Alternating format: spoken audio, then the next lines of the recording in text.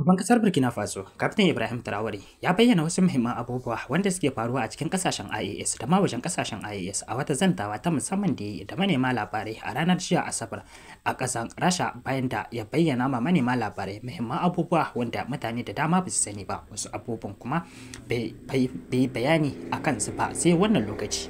Ku biyo mu sannan a hankali za ku ji cikakken bayani da harshen Hausa a cikin tattaunawar da kamar yadda muka fassara muku rahoton nashi wanda ya bayyana ma 'yan jarida a tattaunawar da ya yi a ƙasar Rasha. A sha kallo lafiya. Shugaban ƙasar Burkina Faso, Kaftin Ibrahim Traore, ya zanta da manema labarai ko kuma wata tattaunawa ta musamman da aka yi da shi bayan da ya kai ziyara ta musamman ƙasar Rasha ko kuma ziyara ta taya murna na samun nasara da ƙasar Rasha ta yi tsawon shekaru 80 da suka gabata na wani gagarumin yaƙi da ta yi wanda take gudanar da shagali da murna da farin ciki a duk shekara idan ta zagayo. Ya zanta da wani gidan radiyo a ƙasar ta Rusiya inda ya bayyana wasu muhimman abubuwa. Da farko ya taya 'yan ƙasar Rasha murna da zagayowar wannan rana kuma ya ce wannan abu ne mai muhimmanci a ci gaba da tunawa da wannan rana. Baya da haka kuma 'yan jarida sun mai tambaya akan cewa shin da menene wannan nasara da ƙasar Rasha ta samu za ta amfana ƙasashen Afirka ko kuma ƙasar shi. Ya ce zuwa yanzu dai wannan nasarar da ƙasar Rasha ta samu ita ce mafari na dukkanin nasarar da ƙasar Rasha ta samu na farko kenan. Idan da bata samu nasara a wancan lokaci ba to akasin haka ne za a gani a wannan lokaci, amma albarkacin nasarar da ta samu shi ya sanya har zuwa wannan lokaci ƙasar ta Rasha ta kai wani babban mataki wanda har take iya taimaka ma wasu ƙasashe wanda suke buƙatar taimako, wanda wannan abin farin ciki ne kuma yana da alaka da nasarar da ta samu a tsawon shekarun da suka gabata lokacin da take yin wannan abu.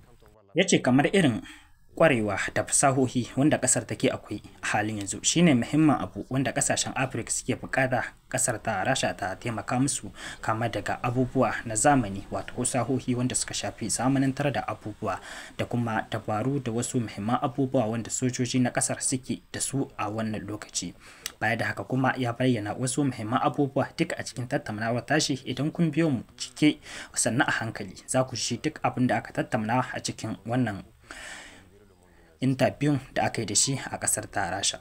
Ɗan jarida ya mishi magana akan alƙiblar da ƙasashen Afirka suke a halin yanzu, musamman ma akan abin da ya shafi yaƙi da ta'addanci da ake yi wanda kuma ake rasa rayuka a wannan abu. Sai ya bada misali akan cewa kamar ƙasar Rasha ce a shekarun da suka gabata yanda ta rasa sama da miliyan guda na sojoji a yakin da take yi ta kasashen Europe, inda kuma hakan bai sanya ta janye ba kuma hakan bai sanya ta kare akan abin da take ba. Ya ce to shine karamin misali akan yanda ake gudanar da yaki da ta'addanci da wasu abubuwa wanda suke mayar da kasashen Afirka baya. Ya ce za a ringa rasa rayuka a wannan fanni amma ba shakka kuma nasara tana nan tafi idan aka ci gaba aka jure kuma aka yi amfani da fasahohi da dabarbaru da wasu abubuwan da ake bukata wajen samun nasara. Ba shakka wannan abu ne wanda zai samar da ɗimbin nasara kuma rasa rayuka ba zai sanya a dakile abin da ake kokari a yi ba, domin an san abin yana da muhimmanci wajen samar da shi. 'Yan jarida kuma sun tambaye shi akan cewa shin menene wanda yake da muhimmanci idan har ya kasance kuna da buƙatar wani abu mai muhimmanci a wajen ƙasar Rasha a wajen ciyar da ƙasashen ku na Afirka ko kuma na ƙasar Burkina Faso gaba a wannan lokaci. Ya bayyana cewa abu dai mai muhimmanci wanda ya kamata ƙasar Rasha ta taimaka ma ƙasashen mu da su shine abu wanda ya shafi fasahohi da kuma ƙwarewa ta hanyar tsaro da kuma horar da sojoji da wasu dabarbaru da ilimi na rayuwa gabaki ɗaya. Ya ce wannan abu yana da muhimmanci sosai ya kasance 'yan kasashenmu suna da shi a halin yanzu, wanda kuma dalilin haka akwai ɗalibai da dama wanda suke karatu a nan ƙasar ta Rasha, wanda kuma suna yin hakan ne ba don komai ba domin su samu kwatankwacin abin da yake akwai wajen al'umma da jami'an tsaro na ƙasar Rasha, wanda idan sun mallaki wannan abubuwa ko sun karanci wannan abu to za su koma cikin ƙasashenmu domin su amfane mu da shi. Ba shakka muna buƙatar wannan abu saboda muhimmancin abu shi ya sanya muke turo ɗalibai lokaci ba lokaci ba don komai ba domin su zo su ga yadda ake yin abubuwa kuma su masu koya. Sanadin haka ya sanya muke buƙatar ƙara adadin ɗalibai wanda za su ringa zauwa nan ƙasar Rasha suna ɗaukar dabarbaru da ilimi da fasahohi wajen malamai da kuma al'ummar ƙasar Rasha domin muhimmanci da amfanin abu. Baya da haka kuma an tambaye shi shin ya je ya yi ziyara a can wajen makarantu wanda ɗaliban suke gudanar da karatu, shin me ya fahimta wajen wannan ziyarar kuma wani abu ne ya gani wanda yake da muhimmanci a wajen wannan ko kuma me ya fahimta akan al'amarin. inda ya bada amsa da cewa gaskiya ba shakka yayi farin ciki sosai da ziyarar da ya kai ma wannan ɗalibai, inda sun nuna jin daɗin su da yanda suke gudanar da karatu a nan cikin ƙasar. Baya da haka kuma suna samun kulawa ta musamman, wato tsabtatacciyar kulawa da kuma inganci. Haka zalika kuma ana ba su ƙwararren ilimi a wajen koyar da su da ake yi, wanda shine babban abin farin ciki. Baya da haka kuma sun zanta da su baki da baki, inda suka bayyana irin jin daɗin su da kuma irin kuzarin da suke samu a wajen malamai, kama daga abin da aka turo su su koya har ma wasu abubuwan da ba a turo su su koya ba domin muhimmancin abu. Baya da haka kuma shi kanshi ya ja kunnen ɗalibai akan cewa ya kamata a matsayin su na baki to ya kasance suna martaba dokoki a duk inda suke. Idan doka ce ta makaranta to su bi da sau da kafa domin a bi doka a zauna lafiya. Idan ya kasance kuma suna wajen makaranta ne to wajibi ne su kasance masu bi sau da kafa, wato abin da ƙasa ta shimfiɗa wanda ya shafi dokoki wanda 'yan ƙasa su kansu suna bi. To a matsayin su na ɗalibai wanda suke zaune a cikin wannan ƙasa ya kamata su ya kasance suna ƙoƙari sau da kafa suna yin biyayya ga doka, domin ba wani wanda ya fi ƙarfin doka, kuma doka ita ce cikakkiyar dama ta zaman lafiya a cikin ƙasa ko ma wajen wane ne. Baya da haka kuma ya bayyana muhimmanci akan abin da ya kamata na biyu wanda muke bukata daga wajen ƙasar Rasha. Ya ce abu na farko dai mai muhimmanci, yana da kyau mu kasance masu koyo daga ƙasar Rasha, duba da yadda take samar da ɗimbin abinci da wasu abubuwa na noma wanda ƙasar take ciyar da kusan rabin ƙasashen duniya da na Europe ma gabaki ɗaya. Wanda wannan abu ne mai muhimmanci, yana da kyau mu koya daga gare ta domin yadda ta kware a wajen wannan fannin. Baya da haka kuma ƙasa ce mai ƙarfin tattalin arziki wanda tana da ƙarfi a abin da ya shafi harkar kasuwanci da manya-manyan ƙasashen duniya. Saboda haka yana da kyau mu fahimta ko kuma mu koya daga gare su, domin wannan abu ne wanda idan har za mu yi karatun ta nutsu mu ajiye hankalinmu za mu ƙara da abubuwa sosai da sosai ta wannan bangaren shi kanshi, wanda ƙasa tana buƙatar su ga baki ɗaya. Wannan shine babban abu na biyu wanda ya kamata ya kasance ƙasashenmu na Afirka ko kuma na IAS sun ɗauka daga wajen ita wannan ƙasa ta Rasha a wannan lokaci. Ya ci gaba da cewa kasashenmu suna da wurare da dama wanda za a iya yin noma masu tarin yawa, wanda akwai manyan gonaki wanda za su iya ɗaukar kowane irin abin shuka idan har aka shuka musu.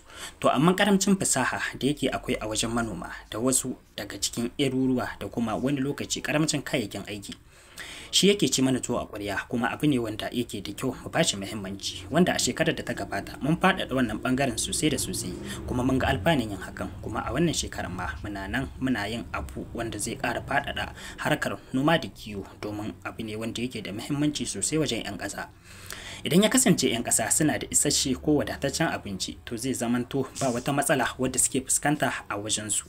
Idan kuma wata bukata ce ta daban sai dai a nemi wani abin, kasantuwar cewa akwai abinci a ashe. Baya da haka kuma zai kasance babu wata ƙasa da ake shakka, domin babu wata ƙasa wadda zaka buƙaci ta saya maka wani abu ko kuma wani abu wanda ya shafi na abinci kai kanka sai dai ka saida ma wani. Wannan abu ne wanda muke bukata sosai da sosai. Wannan bangare muna buƙatar fasahohin wannan ƙasa domin ta taimaka mana da shi, kuma za mu yi amfani da shi sosai da sosai idan mun samu wannan dama, kuma za mu koyar da shi kai tsaye zuwa ga manoma wanda suke faɗin ƙasashenmu domin amfanuwarsu da mu gabaki ɗaya. Baya da haka kuma shugaban ya taɓo ɓangaren da ya shafi harkokin kasuwanci da kamfanonuwa. Ya ce ƙasashenmu ƙasashe ne wanda suke da ƙaramcin kamfanonuwa, wasu na ƙera abubuwan da za a iya amfanuwa da su a cikin ƙasashenmu. Yana da kyau ya kasance man samu ƙasashe ko kuma shugabanni wanda za su ringa zuba hannun jari a cikin ƙasashenmu, su ringa buɗe kamfanoni da kuma samar da shi kamfanonin a cikin ƙasashenmu.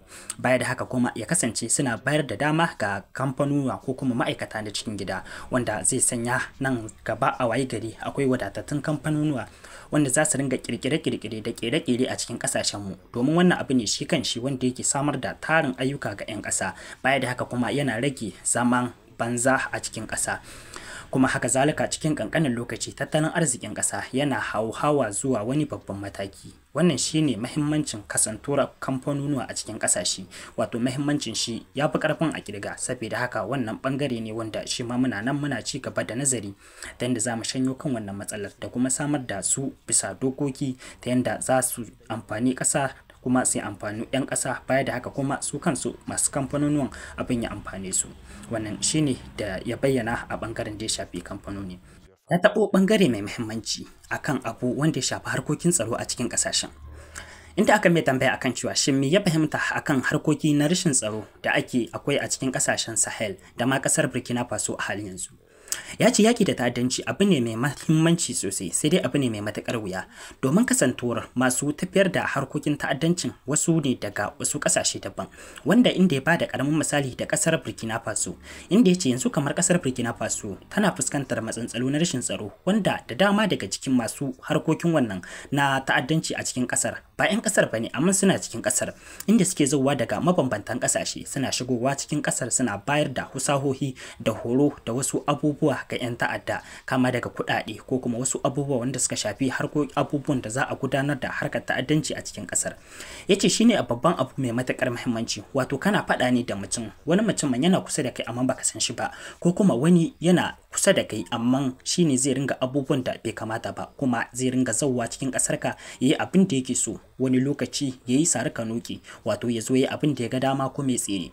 Wannan shine wahalar da yake akwai a wajen abin da ya shafi harkoki da ta'addanci, wato yake da ta'addanci a cikin ƙasa, amma abu ne wanda muka lashe takobin cewa sai mun kawo ƙarshen shi nan da wani ƙaramin lokaci, kuma insha Allahu akwai nasarori da dama wanda muke samu, musamman ma a wannan shekara ta 2024 wadda ta wuce. Idan za a yi kasafi da shekarar 2023 an samu gagarumin nasara ta hanyar kama dubban 'yan ta'adda wanda yawancinsu duk ba 'yan ƙasar bane ba, wasu kuma 'yan ƙasar ne domin ba su fahimci abin da ake nufi da harkar ta'addanci ba, wasu kuma suna yi ne domin son kuɗi da wasu abubuwa wanda za su ci ko kuma wanda za a ba su. Inda ya ce 'yan ta'addan kowane lokaci ƙara samun fasahohi suke wanda suke amfani da su wajen abin da ya shafi yin ta'addanci a cikin ƙasashen, amma kasantuwar cewa mu abu ne muke domin al'umma, kuma abu ne wanda muke da tabbaci zai zo ƙarshe, babu abin da zai sanya mu juya baya, kuma abu ne wanda mun tabbatar da cewa na ɗan ƙanƙanin lokaci ne, kowane ne ya ɗaure musu gindi insha Allah za mu kawo ƙarshen su cikin ƙanƙanin lokaci. Wannan shine kawai, kuma yaƙi da ta'addanci ba a ma fara ba, idan dai har ya kasance ba a kawo ƙarshen shi ba to dole ne sai mun kawo ƙarshen shi idan ba su zauna ba ko kuma suka aje makamai. Ya taɓo muhimmin ɓangare wanda ya shafi harkar likitanci, wato me ya fahimta wajen samar da cikakkiyar wajen kula da marasa lafiya, wato dispensary a hausance likita. Asibitoci abu ne masu mahimmanci a rayuwar yau da kullum, wanda jiki da jini dole ne yana buƙatar magani, amma halin yanzu idan za a yi lissafi yanda ake gudanar da tafiye-tafiye ko kuma wato transport na majinyata, a ɗauka wannan majinyaci daga wannan wuri zuwa wannan ƙasa ko kuma makamancin haka, abu ne wanda yake da kyau sosai ya kasance a kusa da mu ko kuma cikin ƙasashenmu ko ma cikin gidajenmu muna da wadatattun likitoci wanda za su ringa kula da 'yan ƙasarmu da al'ummomin ƙasashe. Yanzu idan za a diba akwai mutane da dama wanda idan wani ciwo ya kama su ko kuma wata jinya ko kuma haka kawai suna tashi su tafi wasu ƙasashe domin su kula da lafiyarsu, ko kuma kasantuwar babu magungunan da za a yi ko kuma kayayyakin aikin suna da ƙaramci a nan, sai an tafi wasu ƙasashe. To muna so a waye gari ya kasance duk wani mara lafiya ko kuma wani wanda za a kula da lafiyar shi a nan gida za mu yi mishi magani, ko kuma za a samar da ma'aikatan da za su yi mishi duka abin da yake da bukata. Wannan abu ne wanda muke fata, shi ma kuma muna aiki a kai insha Allahu, muna ci gaba da ƙarfafa wannan bangaren, abu ne mai muhimmancin gaske. Amma shi tambaya akan abin da ya shafi karan tsana da ƙasashen Turawa da wasu ƙasashe daban-daban a faɗin duniya suka ɗora ma ƙasashen IAS. Inda ya ce kasashen IAS kasashe ne masu yanci, kuma kowace ƙasa tana da damar ta yarda ta yi mu'amala da ƙasar da take so, amma idan aka dibi niyya da kuma ƙoƙarin da ƙasashen suke yi ba wani abun matsala ba ne idan har ya kasance wasu ƙasashe sun ɗora karan tsana a kansu ko kuma kin sai da musu wasu abubuwa wanda suke buƙata, duk da cewa akwai yarjejeniya ta saye da sayarwa tsakanin su da ƙasashen. Ya ce idan aka diba kasar China tana daga cikin kasashen da suke sayar ma kasar Burkina Faso da kasashen IS baki da wasu abubuwa wanda suka shafi abubuwan more rayuwa da kuma abin amfanuwa na yau da kullum wanda 'yan kasa suke bukata. Haka zalika ga kasar Rasha. Ya ce to wasu kasashen za su ce ba za su saida ba don komai ba domin su takura ko kuma su ga sun dakile wannan nasara na yunkuri na samun cikakken inci da kuma haɓaka tattalin arziki na kai da kai da kasashen suke. Ya ce wannan ba matsala bace ba, kuma abu ne wanda ba zai fusata mu ba, abu ne wanda ko akai bai kawo mana ba, kasantuwar su kasashen tunda akwai kasashen da su sun yadda su yi mu'amala da mu, sun yadda su siya mana dan abin da muke so, imma abinci, imma abin amfani, imma kuma abin kare kasa. Wannan abu ne wanda ba wata matsala bace a wajen mu da ma al'ummar kasashen mu gabaki daya. Haka kuma an tambaye shi akan me ya fahimta akan rikicin da yake akwai tsakanin kasar Mali da kasar Algeria, yanda ta halbo mata jirgi mara matuki a Faransanci wato drone. Yace abu ne wanda kowa ya gani kamar yadda aka bayyana a kafofin yada labarai. Ita kasar ta ce ya shiga mata cikin kasar ta da wasu incoci ko kuma taki, sai dai bata bayyana hujjoji ba ko kuma dalilai. inda ita kuma ƙasar ta Mali ta bayyana cewa bai shiga ba kuma ta gwada hujjojinta. To a kiyasta idan ya kasance tabbas shi jirgin ya shiga cikin ƙasar ta, amma abu ne wanda akwai dokoki da kuma hukunce-hukunce da bangarori da dama wanda suke kula da irin wannan abubuwa ko kuma wannan laifin da ya shafi wannan al'amari. Ya ce abu ne wanda an yi shi ba abu bane aka yi shi cikin rashin sani, abu ne wanda aka yi shi da niyya kuma akwai manufa a cikin wannan abu da aka yi. Ya ce idan kuka kula a kwanakin baya akwai makamancin wannan abu, wata na'ura da ta shigo cikin kasar mu Burkina Faso wanda mallakin kasar America ce. Mun ganta kuma mun ɗauki duk bayananta da yanda ta yi a cikin ƙasar, inda daga bisani kuma muka tura ma masu ita sako akan cewa gashi komai da komai wanda yake wakana cikin kankanin lokaci suka ce sun yarda kuma aka magance wannan matsalar. Idan aka fuskanci abin da ya faru a ita wannan ƙasar ta Algeria da ƙasar Mali, to akwai hanyoyin da za a iya bi kama daga kiran ambasadar ko kuma a bi hanyoyi wanda za a bi cikin ruwan sanyi ta abin da ya shafi diplomasiya a ga an magance wannan abu. Saboda haka abu ne wanda duk wanda ya gani ya san abin da ake nufi da wannan al'amari. Wannan abu ne wanda an yi shi cikin sani kuma abu ne wanda aka yi shi da niyya, domin kowa ya san babu wani laifin da ba a tanadar mai doka ba, ko kuma babu wani laifin da babu bangarorin da suke bincike akan shi, kuma bincike na musamman wanda kuma suna da kwarewa a bangaren, wanda kowane irin laifi idan har laifin da ya shafe su ne to da zaran an kai musu za su yi bincike kuma za su tabbatar da cewa kowane rai kowane bangare an samar mashi da nashi haƙƙi akan abin da ya wakana. Saboda haka wannan abu ne wanda an yi shi cikin so da kuma niyya, akwai abin da ya sanya aka yi wannan al'amari. Wannan yana daga cikin abubuwa wanda suka ba mutane mamaki, duk da cewa ba abu bane wanda zai bada mamaki, domin kowa ya sani akwai mutane da dama wanda suna cewa suna tare da mu ko kuma suna cewa babu hannunsu, amma su ne suke ba makiyan mu kayayyakin aiki ko kuma taimako ko wasu abubuwan da za su sanya su yaƙi da mu su kuma kashe al'umma wanda ba su ci ba su gani ba. Saboda haka wannan abu ne abin takaici, abu ne wanda kowa in dai mutum ne mai gaskiya to zai yi Allah wadai da wannan abin da ya faru, kuma ya kamata a gaggauta ɗaukar mataki akan wannan abu. Wannan ita ce kaɗan daga cikin fassarar da muka yi muku akan abin da shugaban ƙasar Burkina Faso ya tattauna da 'yan jarida a ranar jiya Asabar kenan, lokacin da ya kai ziyara ta musamman ƙasar Rasha da 'yan jarida. Za mu bar muku faifan bidiyon ko kalla da yaren Faransanci. Mettre à niveau dans les trois pays, parce que vous n'êtes pas sans savoir que sur le point de vue économique, on n'est pas au même niveau, sur le point de vue militaire, il y a beaucoup de volets, il faut essayer d'équilibrer, et donc ça nécessite la mise en place de beaucoup de structures, beaucoup de rencontres, et la libre circulation, ça nécessite un certain nombre de paramètres à mettre ensemble. Vous avez dû voir qu'on a fait un gros travail pour aboutir à un document unique de sécurité pour les voyages et tout. Donc c'est évolutif, donc ça se passe très bien. Justement, j'avais une question sur le volet économique. La création de la devise propre à l'AES, est-elle toujours à l'ordre du jour? Oui, c'est à l'ordre du jour forcément. Et donc le processus continue. Il y a beaucoup de choses, comme dirais-je, beaucoup de billes à caler avant d'y arriver. Mais c'est forcément à l'ordre du jour. On peut, si on parle de souveraineté, forcément on a besoin de cette souveraineté-là. Voilà, donc c'est impératif. Peut-on s'attendre à l'élargissement de l'AES? Oui, dans le futur. Mais pour l'instant, comme j'ai dit, nous devons harmoniser nous-mêmes beaucoup de choses, mettre en place vraiment les bases, parce qu'il y aura beaucoup de protocoles additionnels, si vous le constatez, pour harmoniser nos politiques, que ce soit les politiques diplomatiques, économiques, voilà. Il y a beaucoup de politiques à harmoniser avant de permettre à ce que quelqu'un puisse s'ajouter. Mais y a-t-il déjà des pays qui s'intéressent à votre format? Oui, des pays s'intéressent. Voilà. Ils pourront être peut-être, je ne sais pas, pour l'instant le président de la fédération, c'est le président malien, il pourra donner son avis sur la question, mais il y a des pays qui s'intéressent, oui. Comment vous expliquez la baisse de l'influence française dans la région?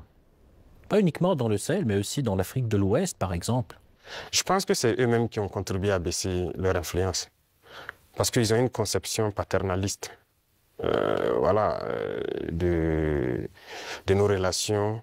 Et vous voyez, quand vous prenez tout de suite tout ce qu'on fait, tout ce qu'on prend comme initiative, eh c'est la Russie. Et quelqu'un parle, ils sont influencés par la Russie. Tout ce qui se passe, c'est la Russie. Pourquoi ils ont les yeux fermés comme ça? Donc l'Africain n'est pas capable de développer quelque chose. L'Africain n'est pas capable d'inventer, d'innover, de prendre des initiatives. C'est ça que nous combattons. Et tant qu'ils vont continuer de voir l'Africain comme ça, comme un sous-homme qui n'est pas capable de réfléchir, qui n'est pas capable d'innover, capable d'inventer, on ne pourra jamais être amis.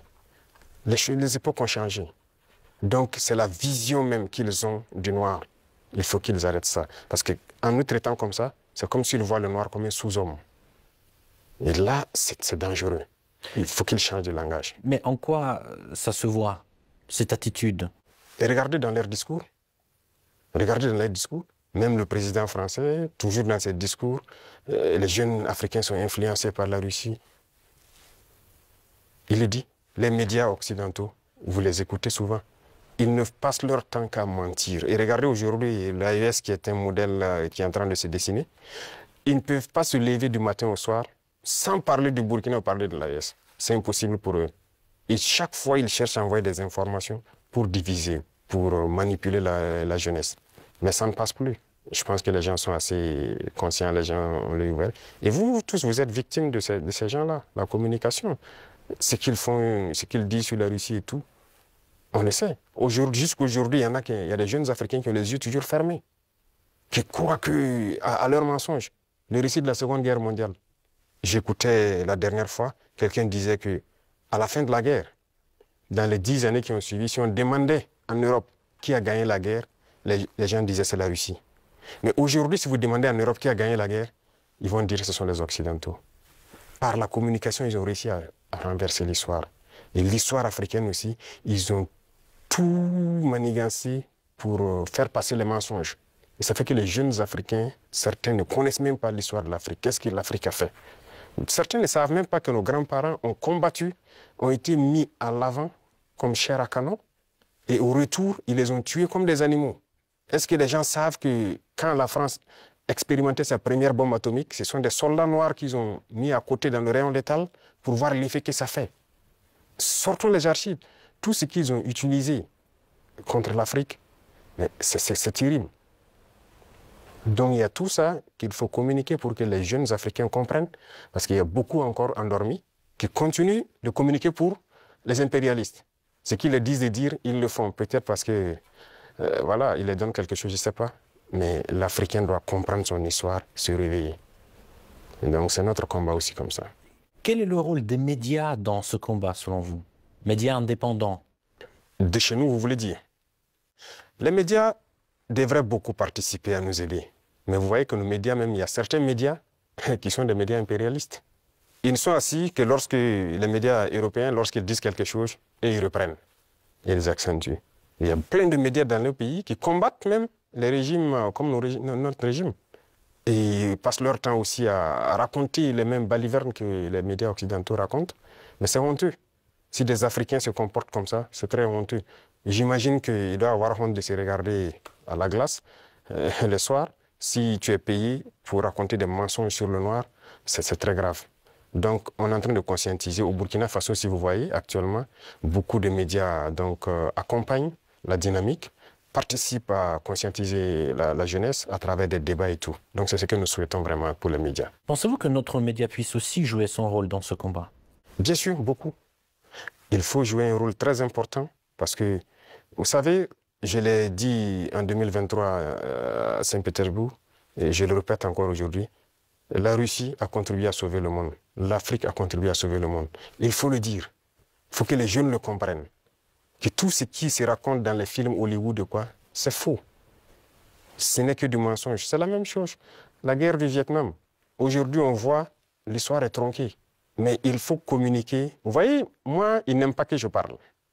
On trouve que je parle trop et tout. Pour que je me taise, pour qu'eux, ils parlent et que leur version passe. Non. Moi, mon plus grand regret, c'est d'avoir passé une bonne partie de ma jeunesse à écouter des radios comme RFI, France 24. J'ai été dans des pays où ces radios étaient fermées. Mais on prenait des applications, on enregistre leur journal pour écouter. Mais à partir d'un moment, il y a un déclic. Et je commence à comprendre qu'ils conditionnent nos cerveaux pour accepter ce qu'eux ils veulent. C'est leur narratif qu'ils veulent qu'on apprenne. Et depuis ce temps, moi, je commence à faire la part des choses et j'ai compris que c'est très dangereux ce qu'ils font. Et aujourd'hui, plus que jamais, je me rends compte qu'ils ont conditionné l'esprit, surtout des Africains. Donc vous pouvez participer beaucoup à éveiller la conscience de la jeunesse pour que les gens comprennent comment fonctionne le monde et ne pas se laisser embarquer par ces gens-là. Ma toute dernière question, juste pour conclure sur une note positive, quelles sont les perspectives des relations entre la Russie et le Burkina Faso selon vous? Beaucoup de perspectives à venir. Et comme je l'ai dit, avec la parade que j'ai vue, je pense qu'il y a une très bonne coopération. Parce que c'est bien, actuellement, nous payons du matériel, mais il faut qu'on développe l'industrie militaire, par exemple. Et la Russie peut contribuer beaucoup. Et vous savez que la Russie, il y a beaucoup de scientifiques, de savants qui sont russes. La preuve, on vient de quitter dans l'université de Mendeleev. Ils peuvent nous accompagner beaucoup dans la formation pour aussi prévaloir, parce que chez nous, nous avons des jeunes talents, des génies qui arrivent à créer des choses, mais il leur manque l'apport mathématique, la science pour pouvoir améliorer ce qu'ils font. Et donc la Russie peut nous aider beaucoup dans ce domaine. Ça va nous aider sur le volet militaire, sur le volet industriel, parce que ce sont les machines qui font marcher le monde. Et aujourd'hui, la technologie qui est là, que ce soit l'informatique et les réseaux, la télécommunication et tout, sur ce volet, la Russie est en train de beaucoup collaborer. Donc, à l'avenir, toutes ces perspectives sont donc mises à l'ordre du jour pour que nous puissions donc voilà, arriver à un objectif certain que nous souhaitons. Votre Excellence, merci beaucoup pour cet échange très intéressant et très enrichissant. Je rappelle, c'était le président du Burkina Faso, le capitaine Ibrahim Traoré. Merci encore. Merci à vous. Merci.